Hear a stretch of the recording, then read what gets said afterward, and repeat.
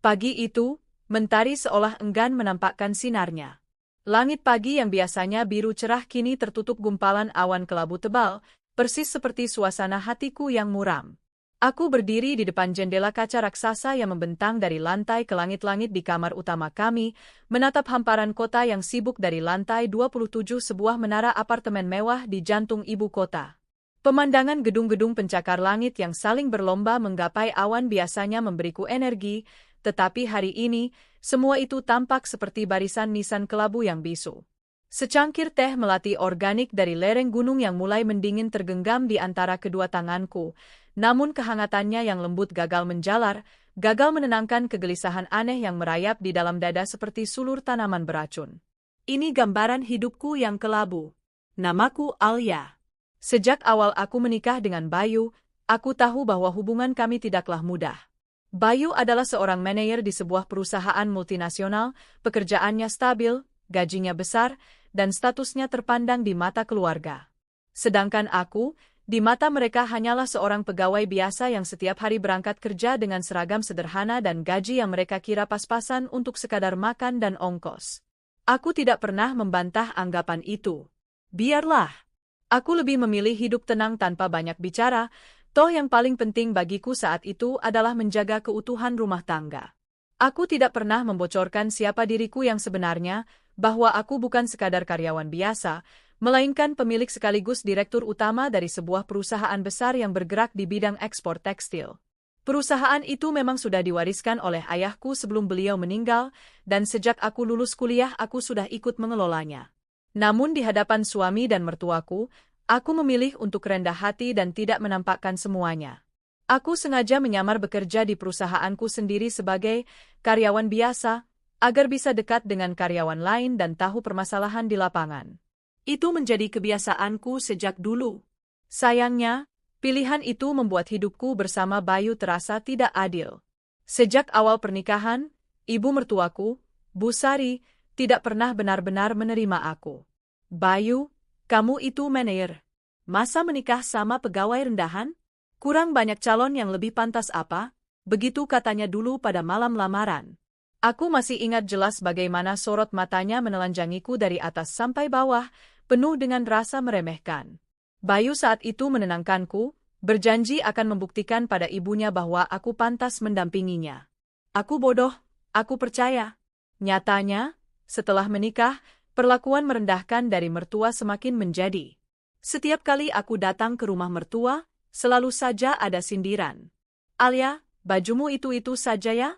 Mana ada istri manajer pakai baju murah begitu, katanya sambil menyeduh teh di ruang tamu. Aku hanya tersenyum. Yang penting nyaman dipakai, Bu. Nyaman sih nyaman, tapi kan orang lain lihat. Malu loh kalau punya menantu kayak kamu. Aku menelan ludah, berusaha tetap sabar. Awalnya Bayu masih sering membelaku. Ia berkata aku pekerja keras, wanita baik, dan pantas menjadi istrinya.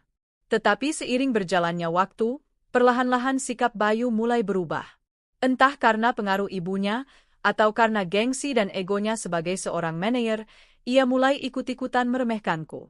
Suatu malam, saat aku menyiapkan makan malam, Bayu tiba-tiba berkata, "Rin, coba deh kamu cari kerjaan lain yang lebih layak. Masa terus-terusan kerja dengan gaji segitu? Aku malu kalau teman-temanku tahu istriku gajinya kecil." Aku terdiam sesaat. Tanganku yang sedang mengaduk sayur sop berhenti. Ingin sekali aku berkata bahwa gajiku bisa membeli mobil yang lebih bagus daripada yang ia kendarai, bahwa aku bahkan bisa menggaji dia jika mau. Tapi aku menahan lidahku. Aku suka pekerjaanku, Mas. Lagian kan kebutuhan rumah tangga kita masih bisa terpenuhi, jawabku lirih. Ya, bisa sih. Tapi kan bukan itu masalahnya. Aku ini manajer, Rin. Masa istriku enggak bisa sepadan? Nanti orang-orang bilang aku enggak becus milih pasangan. Aku menelan pil pahit itu dalam-dalam. Hatiku perih, tapi aku tetap diam. Hari-hariku berjalan dalam bayangan merendah. Aku sengaja memakai pakaian kerja sederhana, membawa tas biasa, dan tidak pernah menunjukkan barang-barang mewahku. Semua hartaku kusimpan rapat-rapat di rumah kecil yang aku beli sendiri sebelum menikah, bukan di rumah mertua tempat aku kini tinggal bersama Bayu. Setiap kali ada acara keluarga besar dari pihak Bayu, aku selalu menjadi bahan gosip. Sepupu-sepupu Bayu membicarakanku di belakang, tapi suaranya cukup jelas ku dengar. Itu loh, istrinya Mas Bayu. Katanya cuma karyawan biasa, gajinya kecil. Pantas kalau kelihatannya norak, bajunya enggak pernah ganti model. Tapi cantik sih, sayang enggak punya kelas. Aku pura-pura tidak mendengar, meski hatiku terluka. Di hadapan dunia luar, rumah tanggaku terlihat baik-baik saja. Bayu sering menggandeng tanganku saat ada acara kantor atau kumpul keluarga. Kami tampak seperti pasangan yang harmonis. Tetapi di balik itu, aku tahu betul bahwa ia sering merasa tidak puas dengan keberadaanku. Kadang, ketika ia pulang kerja, ia membandingkanku dengan istri rekan-rekan kerjanya. Rin, tadi aku lihat istri Pak Joko, wah anggun banget. Pinter juga katanya punya bisnis sendiri. Aku hanya tersenyum. Bagus kalau begitu, Mas. Ya bagus sih. Cuma, ya coba kamu juga begitu. Aku menarik napas panjang. Ingin sekali aku berteriak dan mengatakan, aku juga punya bisnis, Mas. Bisnisku bahkan lebih besar dari kantormu. Tapi aku tahan. Aku masih ingin melihat sampai di mana kesabaran ini akan membawaku. Hari itu, aku pulang kerja lebih awal. Aku membawa beberapa berkas untuk kukerjakan di rumah. Saat masuk ke rumah mertua, kudengar suara Bu Sari dari ruang tamu. Ia sedang berbicara dengan Bayu. Gas, kamu harus pikir panjang. Kamu mener, masa istrimu cuma pegawai kecil? Kamu layak dapat yang lebih baik. Bu, jangan gitu. Alia itu baik. Baik? Baik saja enggak cukup. Kamu butuh pasangan yang bisa mendongkrak nama kamu. Lihat teman-temanmu, semua istrinya berkelas, ada yang anak pejabat, ada yang pengusaha. Kamu, menikah sama orang biasa? Aku berdiri kaku di balik pintu. Hatiku terasa ditusuk ribuan jarum. Bayu tidak langsung membantah. Ia hanya terdiam, seolah mempertimbangkan kata-kata ibunya. Itu yang paling membuatku sakit. Keesokan harinya, saat makan malam, Bu Sari kembali menyindir. Rin, kamu nggak kasihan sama anakku? Dia kerja keras banting tulang, sementara kamu gajinya kecil. Mana bisa bantu apa-apa? Aku tersenyum kecut. Aku berusaha, Bu. Insya Allah cukup untuk kebutuhan. Cukup? Cukup itu buat orang miskin. Anak saya butuh lebih dari cukup. Kamu ngerti nggak? Aku menunduk. Bayu hanya makan tanpa berkata apa-apa. Dalam hati aku berkata, sudah cukup. Jika mereka terus begini, aku tidak akan diam selamanya. Malam itu aku duduk di kamar sendirian. Lampu meja kecil menyala, menerangi lembaran-lembaran dokumen perusahaan yang kubawa. Di luar sana, dunia mengira aku hanyalah karyawan biasa, tapi di atas meja ini ada laporan laba bersih perusahaan yang mencapai miliaran rupiah. Aku menatap cermin, melihat wajahku sendiri yang penuh lelah. Bertahanlah sebentar lagi, Rin. Bisikku pada diri sendiri. Akan tiba waktunya mereka tahu siapa sebenarnya dirimu. Aku merencanakan sesuatu. Aku tahu akan ada hari di mana aku pura-pura jatuh, agar mereka benar-benar menunjukkan siapa mereka. Dan saat itu datang, aku akan bangkit dengan cara yang tidak pernah mereka duga. Hari itu aku duduk di ruang kerjaku yang sebenarnya adalah ruangan direktur utama. Di atas meja kayu jati yang besar dan mengkilap, bertumpuk berkas laporan bulanan, proposal kerjasama, dan catatan pertemuan dengan investor asing. Aku tersenyum kecil, lalu menarik napas panjang. Semua orang di kantor ini tahu siapa aku sebenarnya. Hanya satu orang yang tidak pernah tahu, suamiku sendiri, Bayu. Ia masih menganggapku karyawan rendahan yang kerja hanya untuk sekadar bertahan hidup. Pagi itu aku memanggil sekretarisku, Maya. Maya, tolong buatkan surat keterangan seolah-olah aku di PHK. Alasannya pengurangan karyawan. Jangan lupa, cantumkan tanggal efektif mulai bulan depan. Maya menatapku kaget. Bu, maksudnya? Ibu kan pemilik perusahaan ini. Aku tersenyum tipis. Aku tahu. Tapi aku perlu alasan untuk keluar dari rumah mertuaku dengan cara yang mereka kira alami. Aku ingin lihat bagaimana mereka bersikap ketika mengira aku benar-benar tidak punya apa-apa. Maya menelan ludah. Jadi, ini bagian dari rencana ibu. Aku mengangguk mantap. Ya, Maya. Ini hanya awal. Aku ingin semua orang menunjukkan wajah asli mereka. Sore itu aku pulang lebih awal dengan wajah lesu. Aku sengaja merusak riasanku sedikit, membuat mataku tampak sembab seperti habis menangis. Kemejaku yang biasanya rapi, kubiarkan kusut. Saat membuka pintu rumah, aku melihat Bu Sari sedang duduk di ruang tamu, menonton sinetron sambil menyeruput teh hangat. Bayu juga sudah pulang lebih cepat, masih memakai kemeja kerja dengan dasi terlepas. Assalamualaikum, suaraku lirih.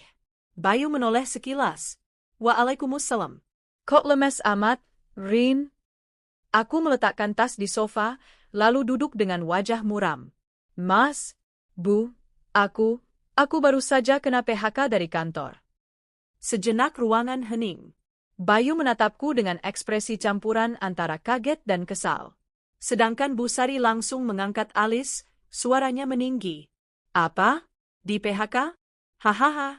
Aku sudah bilang kan, Gas, kerja di perusahaan kecil itu enggak ada jaminannya.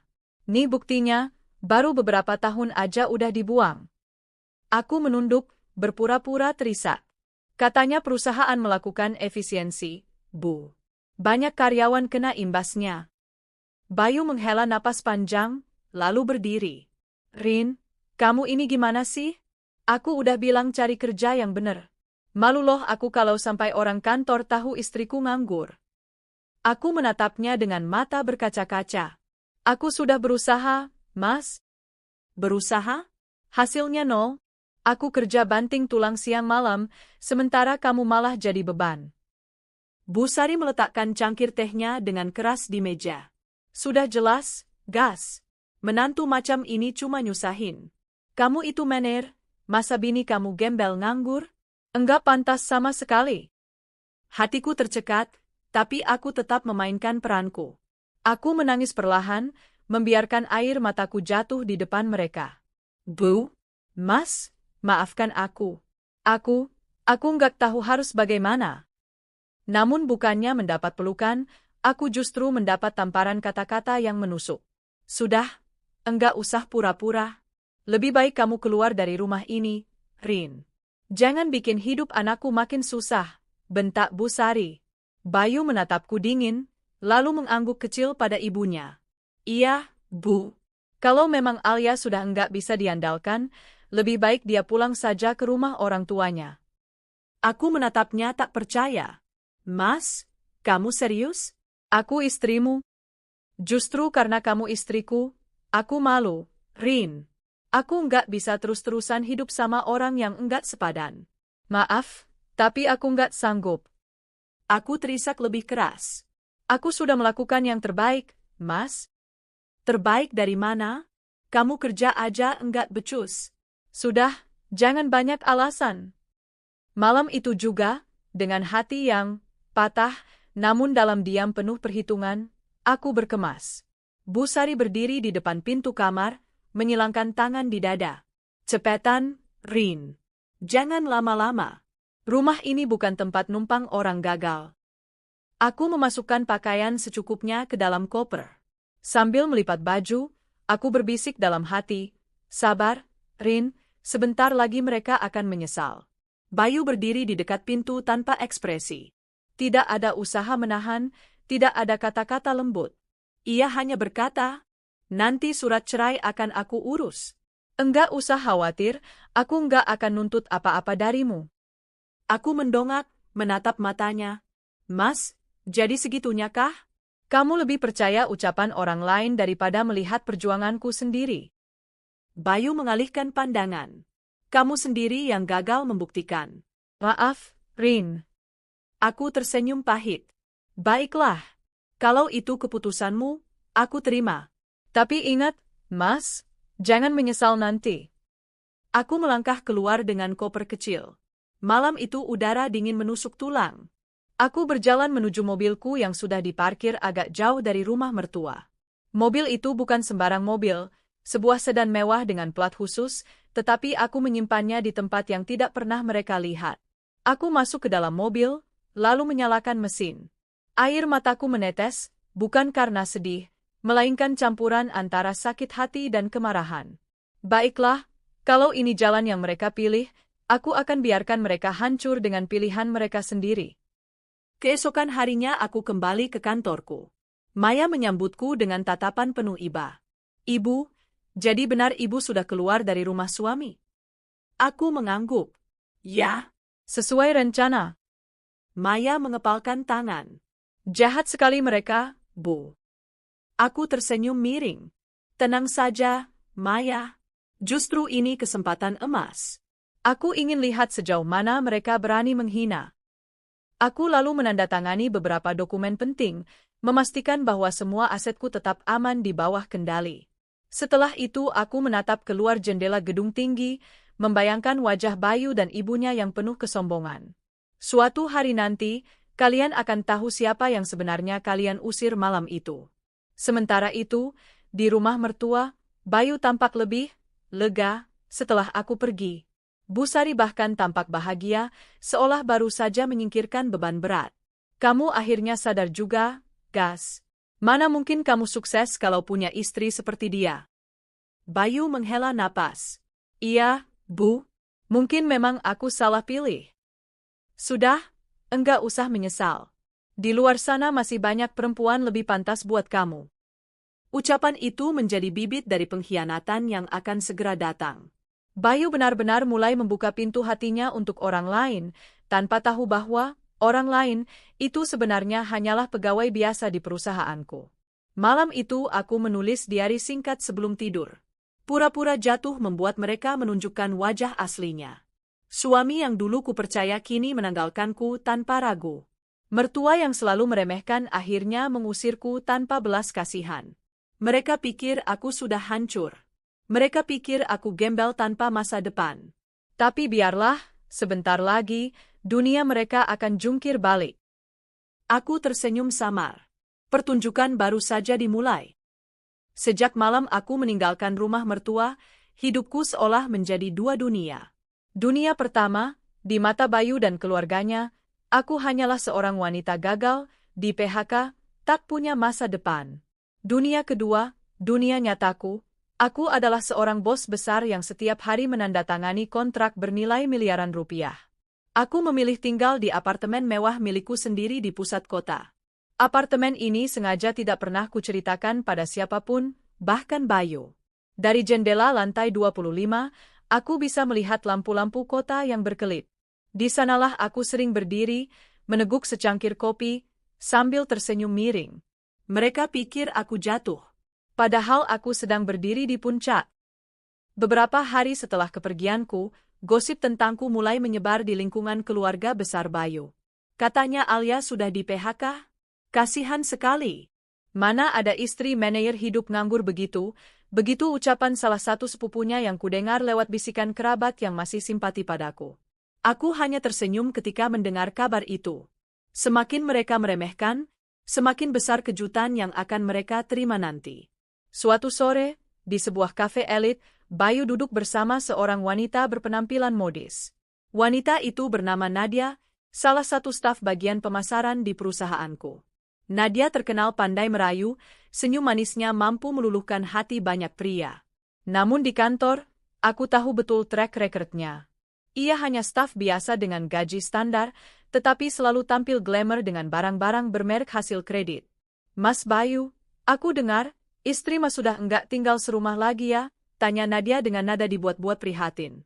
Bayu menghela napas. Iya, Nadia. Dia kena PHK, jadi aku rasa sudah enggak ada kecocokan lagi. Aku butuh pasangan yang sepadan. Nadia tersenyum simpul. Aku paham, Mas. Enggak mudah punya pasangan yang enggak bisa sejalan. Kalau sama aku, mungkin Mas enggak akan merasa begitu. Bayu menatapnya, seakan menemukan oase di padang pasir. Nadia tahu betul cara memancing egonya. Tak butuh waktu lama, Bayu mulai membawa Nadia pulang ke rumah. Malam itu, Bu Sari menyambutnya dengan senyum lebar. Alhamdulillah, Akhirnya anakku nemu yang lebih pantas. Cantik, berkelas, kelihatan mapan. Inilah menantu yang kuharapkan. Nadia merona pura-pura malu, padahal matanya berkilat penuh kemenangan. Terima kasih, Tante. Saya hanya ingin yang terbaik untuk Mas Bayu. Bayu tersenyum bangga. Untuk pertama kalinya, ia melihat ibunya mendukung penuh pilihannya. Dan sayangnya, itu artinya aku semakin dilupakan. Kabar kedekatan Bayu dan Nadia cepat menyebar. Keluarga besar Bayu mulai membicarakannya di berbagai acara. Baguslah kalau Mas Bayu sudah dapat calon baru. Nadia itu katanya kaya, anak orang berada. Jauh lebih pantas daripada Alia. Iya, dulu kan Alia cuma pegawai biasa, mana sepadan sama manajer. Aku mendengar semua gosip itu melalui telinga-telinga yang diam-diam berpihak padaku. Hatiku perih, tapi aku justru menahan senyum. Mereka benar-benar buta. Tidak pernah mencari tahu siapa aku sebenarnya. Mudah sekali percaya pada penampilan luar. Beberapa minggu kemudian, aku menerima surat resmi dari pengadilan. Bayu mengajukan gugatan cerai. Aku membaca isi surat itu dengan tenang sambil duduk di ruang tamu apartemenku. Di luar sana, hujan rintik-rintik membasahi kaca jendela. Maya datang membawa secangkir teh hangat. Ibu, jadi benar Pak Bayu menggugat cerai? Aku mengangguk. Ya, dia memilih jalannya sendiri. Biarkan saja. Aku tidak akan menghalangi. Maya menatapku, sedikit emosi. Tapi Bu, mereka memperlakukan Ibu sangat tidak adil. Aku tersenyum samar. Tenang saja. Semua orang akan mendapat balasannya. Dan aku tidak perlu marah-marah untuk itu. Aku hanya perlu menunggu waktu yang tepat. Setelah proses perceraian dipercepat, Bayu semakin terbuka bersama Nadia. Ia membawanya ke acara kantor, ke arisan keluarga, bahkan ke rumah besar orang tuanya. Bu Sari memperlakukan Nadia layaknya ratu. Nadia, kamu nggak usah sungkan. Anggap rumah ini rumah sendiri. Nanti kalau kamu sudah resmi menikah dengan Bayu, kamu jadi nyonya besar di sini. Nadia tersenyum penuh kemenangan, matanya menyapu seisi rumah seolah sudah menjadi pemiliknya. Bayu pun merasa dirinya lebih gagah. Dengan Nadia di sampingnya, ia merasa gengsi dan status sosialnya naik. Ia bahkan tak segan memamerkannya di media sosial, menuliskan caption penuh kebanggaan. Bersama wanita terbaik dalam hidupku. Aku melihat postingan itu diam-diam. Dadaku sesak, tapi bukan karena cemburu. Aku lebih merasa geli. Wanita terbaik, katanya? Tunggu saja, gas. Wanita yang kamu banggakan itu hanyalah pegawaiku. Suatu hari nanti, aku akan tunjukkan kebenarannya tepat di depan matamu. Beberapa bulan kemudian, undangan pernikahan mereka sampai di tanganku. Sebuah kartu undangan mewah berwarna emas, dengan nama Bayu Nadia tertulis indah di atas kertas tebal. Aku membukanya perlahan, lalu tersenyum miring. Mereka sengaja kirim ke aku, Maya, supaya aku makin sakit hati. Maya menatapku kesal. Kurang ajar. Mereka pikir ibu sudah jadi gembel, ya? Aku tertawa kecil. Justru ini kesempatan terbaik. Aku akan datang ke pernikahan itu. Dan aku akan pastikan semua orang tahu siapa sebenarnya Alia yang mereka usir dulu. Maya terdiam sejenak, lalu mengangguk mantap. Saya akan siapkan semua yang ibu perlukan. Hari-hari berikutnya aku sibuk mempersiapkan penampilan. Aku mendatangi butik internasional langgananku, memilih gaun terbaik yang memancarkan wibawa. Aku juga memesan mobil baru, sebuah sedan hitam mengkilap dengan plat khusus. Selain itu, aku menghubungi tim pengawalku. Besok, kalian antar aku ke pesta pernikahan. Jangan ada yang salah langkah. Aku ingin semua orang terkesima. Para pengawal mengangguk penuh hormat. Di balik semua persiapan itu, aku juga menyiapkan kejutan lain, dokumen kepegawaian Nadia. Kontrak kerja, slip gaji, hingga catatan performa. Semua lengkap. Aku akan menunjukkan pada semua orang bahwa wanita kaya yang mereka banggakan hanyalah staf biasa di bawah kendaliku. Sementara itu, Bayu sibuk dengan persiapan pernikahan. Ia bahkan menjual mobil lamanya untuk menambah biaya pesta yang mewah. Nadia terus mendesaknya untuk mengadakan pesta besar-besaran. Mas, Kita harus bikin pesta yang spektakuler. Biar semua orang tahu kita pasangan hebat. Bayu menurut. Ia rela menguras tabungan demi memuaskan egonya sendiri, dan tentu saja, demi Nadia yang ia kira berkelas. Bu Sari semakin bangga. Anakku akhirnya menikah dengan wanita kaya. Hidupmu akan lebih makmur, gas. Aku mendengar semua kabar itu sambil tertawa kecil di balik jendela apartemenku. Makmur? Mari kita lihat seberapa lama kemakmuran itu bertahan. Malam sebelum hari pernikahan, aku duduk sendirian di balkon apartemen. Angin malam berhembus lembut, membawa aroma tanah basah setelah hujan. Aku menatap langit yang penuh bintang, lalu berbisik pada diriku sendiri. Besok, pertunjukan sebenarnya dimulai. Besok, semua orang akan melihat siapa Alia yang sebenarnya. Besok, aku akan datang bukan sebagai wanita yang diusir, tapi sebagai ratu yang kembali merebut panggung. Aku tersenyum penuh tekad.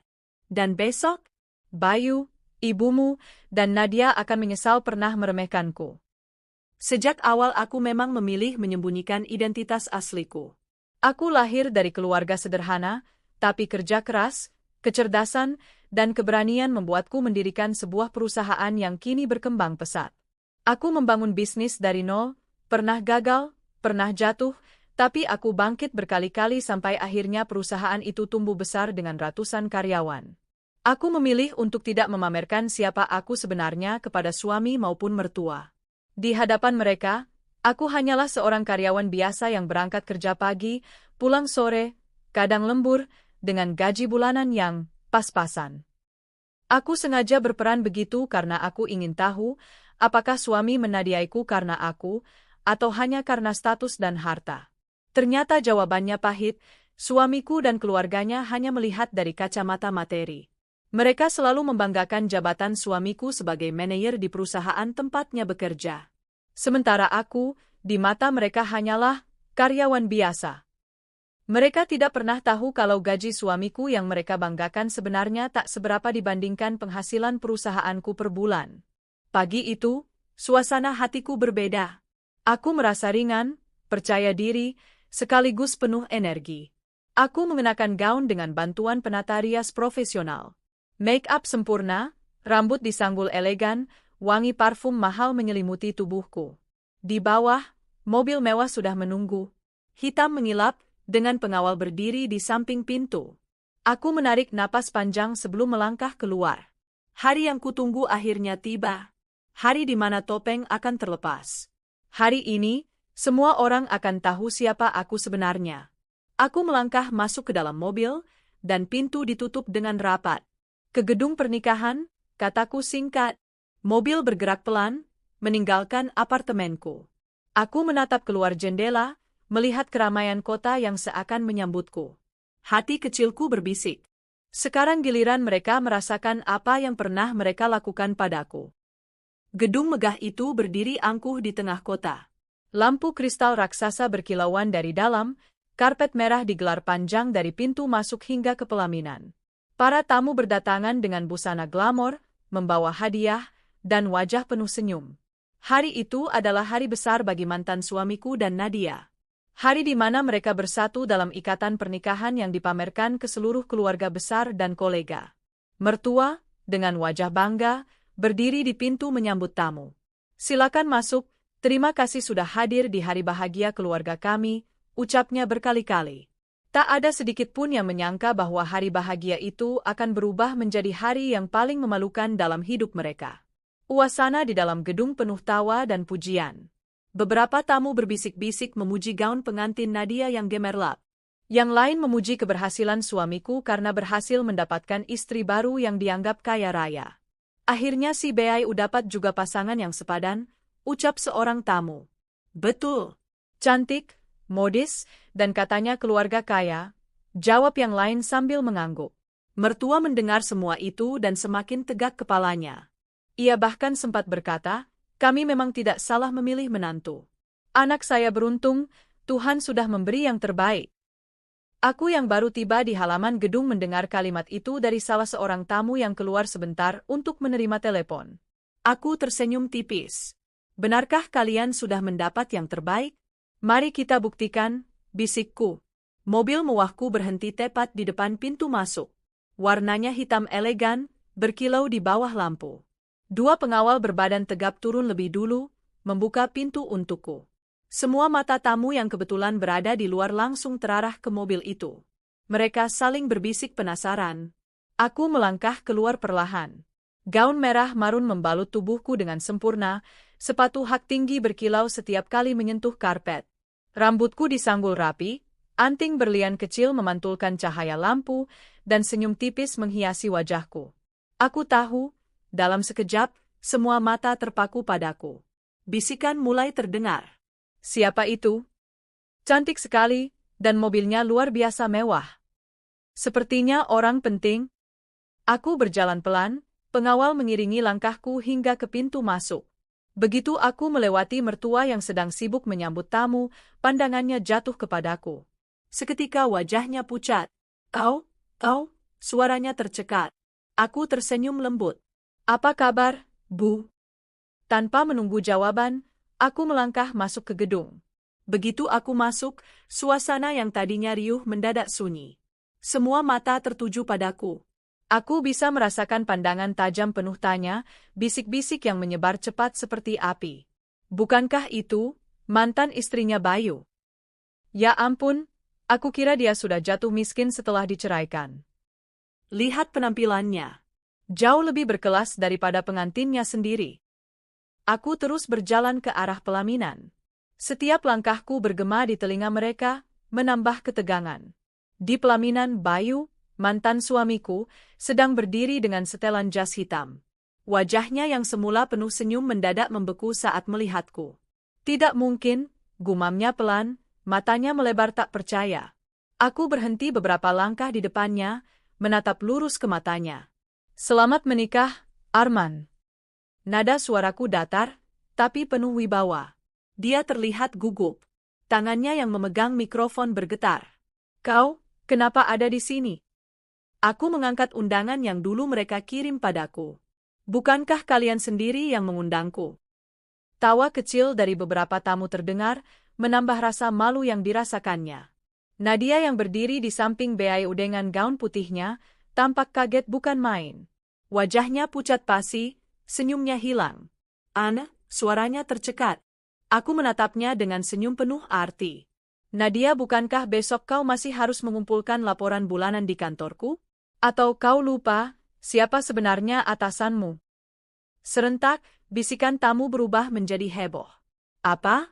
Jadi dia bosnya Nadia? Ya Tuhan, berarti selama ini Nadia bukan wanita kaya? Dia hanya pegawai biasa? Nadia gemetar, menunduk, tak sanggup menatapku. Saat kebenaran itu mulai jelas, mertua yang sejak tadi mematung akhirnya kehilangan keseimbangan. Ia jatuh pingsan di dekat pintu masuk, membuat beberapa tamu berteriak panik. Orang-orang berlarian menghampirinya, mencoba menyadarkan. Tapi aku tahu, bukan penyakit yang membuatnya jatuh, melainkan rasa malu yang terlalu besar. Aku melangkah naik ke panggung pelaminan. Semua mata mengikuti setiap gerakanku. Aku tahu kalian selama ini meremehkanku, kataku lantang, suaraku bergema di seluruh gedung. Kalian pikir aku hanya karyawan biasa dengan gaji pas-pasan. Kalian kira aku tidak sepadan dengan Bayu. Tapi lihatlah, siapa yang sebenarnya kalian hina. Aku menatap ke arah Bayu dan Nadia. Dan kau, Bayu, kau memilih meninggalkanku demi wanita yang kau kira kaya. Sayangnya, kau salah besar. Dia hanyalah pegawai kecil di perusahaanku. Bisikan tamu berubah menjadi gumaman keras. Beberapa menutup mulut, yang lain menggeleng-geleng tidak percaya. Bayu terdiam, wajahnya merah padam. Nadia menangis tertunduk, tubuhnya gemetar. Aku menurunkan suara, tapi tetap terdengar jelas. Aku datang bukan untuk merebut kembali siapapun. Aku sudah selesai dengan kalian. Aku hanya ingin menunjukkan satu hal, jangan pernah meremehkan seseorang hanya karena kalian tidak tahu siapa dia sebenarnya. Aku menoleh ke arah para tamu. Dan jangan pernah menilai seorang wanita hanya dari apa yang tampak di permukaan. Karena ketika kalian mengira aku hanyalah orang kecil, sebenarnya aku berdiri jauh lebih tinggi dari yang kalian bayangkan. Aku membalikkan badan, siap meninggalkan panggung. Tapi sebelum turun, aku menoleh sekali lagi ke arah Nadia. Oh ya, Nadia. Mulai besok, kau tidak perlu repot-repot datang ke kantor. Kau resmi kupecat. Pertimbangkan ini sebagai hadiah pernikahanmu. Suasana meledak. Tamu-tamu berteriak, beberapa tertawa, yang lain menggeleng tak percaya. Nadia langsung lemas, wajahnya makin pucat. Bayu menatapnya dengan pandangan penuh kebencian. Aku turun dari panggung dengan langkah mantap. Pengawal segera mengiringiku keluar. Di belakang, suasana berubah kacau. Tamu-tamu ribut, beberapa mencoba menenangkan keluarga pengantin, tapi sebagian besar sibuk membicarakan kejadian yang baru saja terjadi. Begitu aku keluar, mobil mewahku sudah menunggu. Aku masuk dengan tenang, pintu ditutup, dan mobil melaju pergi meninggalkan gedung. Dari balik kaca, aku melihat gedung yang semakin jauh. Hatiku terasa lega. Aku sudah menunjukkan siapa aku sebenarnya. Aku sudah membalas semua hinaan, bukan dengan teriakan atau amarah, tapi dengan wibawa. Aku menatap pantulan diriku di kaca mobil. Senyum tipis kembali terbit. Permainan sudah berakhir, bisikku. Malam itu berakhir dengan cara yang tak pernah terbayangkan oleh siapapun. Pesta pernikahan yang seharusnya menjadi malam paling bahagia bagi Bayu dan Nadia justru berubah menjadi panggung aib besar. Kabar tentang pengungkapan siapa aku sebenarnya menyebar cepat, bahkan sebelum pesta usai. Para tamu berbondong-bondong keluar dengan bisik-bisik, sebagian bahkan sudah merekam kejadian itu dan membagikannya ke media sosial. Dalam hitungan jam, berita tentang pesta pernikahan yang berubah jadi malapetaka itu viral. Judul-judul seperti CEO cantik bongkar status pengantin wanita di hari pernikahan, dan mantan suami tinggalkan istri kaya, malah nikahi pegawai rendahan, memenuhi lini masa. Nama Bayu dan Nadia langsung jadi bahan olok-olok. Aku pulang ke rumahku malam itu dengan hati yang lega. Bukan karena aku puas mempermalukan mereka, tapi karena akhirnya aku bisa melepaskan semua luka yang mereka tinggalkan dengan cara yang elegan. Beberapa hari setelah pesta itu, aku duduk di balkon rumahku yang luas, menatap matahari terbit sambil menyeruput secangkir kopi. Udara pagi terasa lebih segar, seolah-olah hidup memberiku lembaran baru. Aku teringat bagaimana dulu aku rela hidup sederhana, menyembunyikan siapa diriku demi mempertahankan pernikahan dengan Arman. Aku percaya kesederhanaan itu akan membuat hubungan kami kuat, karena Nadia seharusnya tidak diukur dengan harta. Namun ternyata aku salah. Bayu bukan tipe pria yang bisa menghargai kesetiaan dan kesederhanaan. Ia lebih memilih gemerlap semu, lebih mementingkan status, lebih menghargai kebohongan manis daripada kebenaran yang tulus. Aku sempat hancur, sempat merasa direndahkan, bahkan diperlakukan seperti sampah oleh mertua. Tapi justru dari sana aku belajar. Luka itu menjadikanku lebih kuat. Kini, aku tidak lagi menyesali apa yang terjadi. Semua rasa sakit itu sudah kubayar lunas dengan keberhasilan. Beberapa bulan setelah pesta pernikahan itu, aku mendengar kabar terbaru tentang mereka. Bayu dan Nadia resmi menikah, meski dengan cara yang tergesa-gesa dan penuh rasa malu. Namun kehidupan pernikahan mereka jauh dari kata indah. Setelah skandal pernikahan viral, reputasi Bayu hancur. Perusahaannya memutus kontrak kerja sama dengannya. Ia kehilangan posisi manajer bergengsi yang dulu sangat ia banggakan. Nadia pun harus menanggung malu luar biasa. Setelah dipecat dari perusahaanku, ia kesulitan mendapatkan pekerjaan baru. Banyak perusahaan menolak lamaran kerjanya karena menganggapnya tidak loyal dan bermasalah. Aku mendengar bahwa mereka kini hidup pas-pasan, bahkan harus menjual barang-barang untuk bertahan hidup. Sementara mertua, Nyonya Sari, yang sempat pingsan malam itu, jatuh sakit. Kesehatannya memburuk karena stres memikirkan aib keluarga yang jadi buah bibir. Ia menolak berhubungan dengan banyak orang, bahkan jarang keluar rumah karena malu. Ada bagian kecil dari diriku yang merasa iba. Namun aku segera mengingat bagaimana dulu mereka memperlakukanku, mengusirku, menghina, dan meremehkanku. Semua yang mereka alami sekarang hanyalah hasil dari pilihan mereka sendiri. Sementara mereka jatuh, aku justru makin bersinar. Perusahaanku berkembang pesat, terutama setelah publik mengetahui identitasku sebagai pemiliknya. Banyak investor tertarik bekerja sama, dan brandku makin dikenal luas. Aku juga mulai aktif di berbagai kegiatan sosial.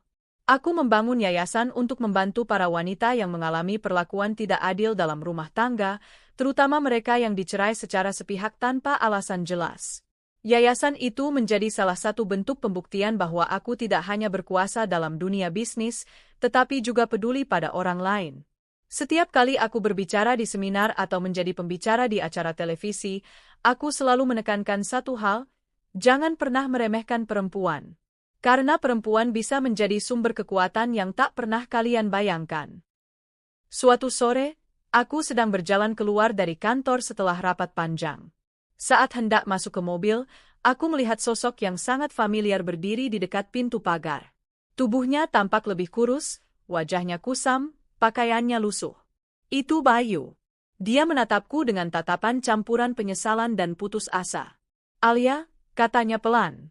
Suaranya serak, seperti orang yang kehabisan tenaga. Aku menatapnya dingin. "Apa yang kau lakukan di sini?" Dia menunduk. Aku hanya ingin bicara. Tolong beri aku kesempatan."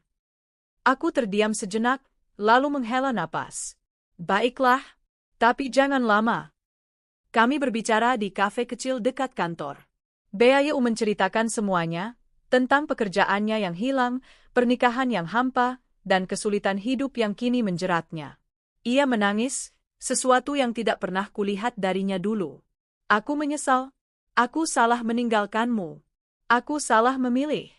Tolong, bisakah kita kembali?" katanya dengan nada penuh harap. Aku menatapnya tajam. "Kembali?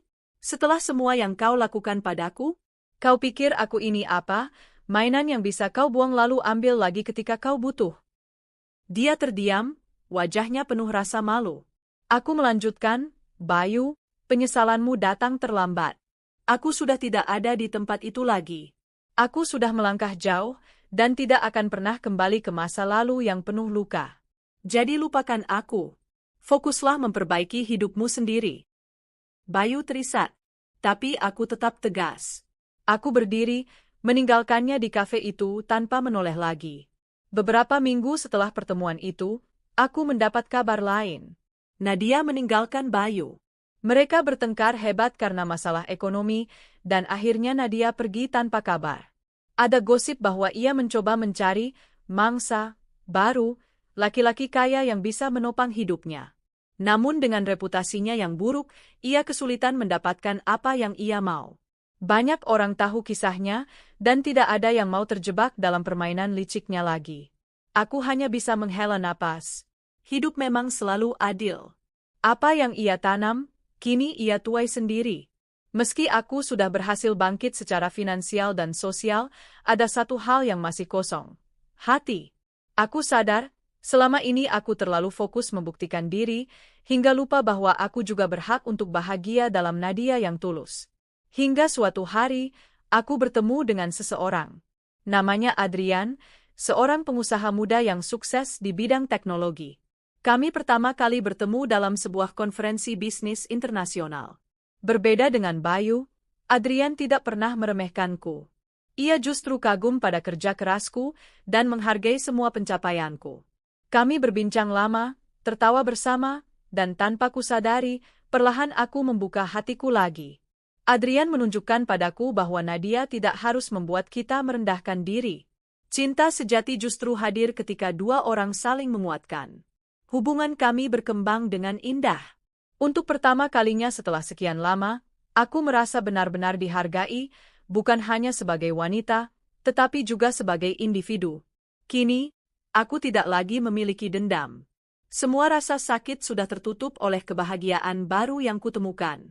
Aku tidak menyesal pernah menikah dengan Bayu, meski ia mengkhianatiku. Karena dari pengalaman itu aku belajar banyak. Aku menjadi lebih kuat, lebih bijaksana, dan lebih tahu siapa yang pantas berada di sisiku. Aku juga tidak lagi peduli dengan apa yang terjadi pada Nadia atau mertua. Hidup mereka adalah konsekuensi dari pilihan mereka sendiri. Aku sudah melangkah jauh, dan tidak akan menoleh ke belakang. Beberapa tahun kemudian, aku menikah dengan Adrian dalam sebuah pesta sederhana tapi penuh makna. Tidak ada kemewahan berlebihan, tidak ada sandiwara. Hanya Nadia yang tulus, keluarga, dan sahabat terdekat yang hadir. Di hari itu, aku menatap diriku di cermin dengan senyum bahagia.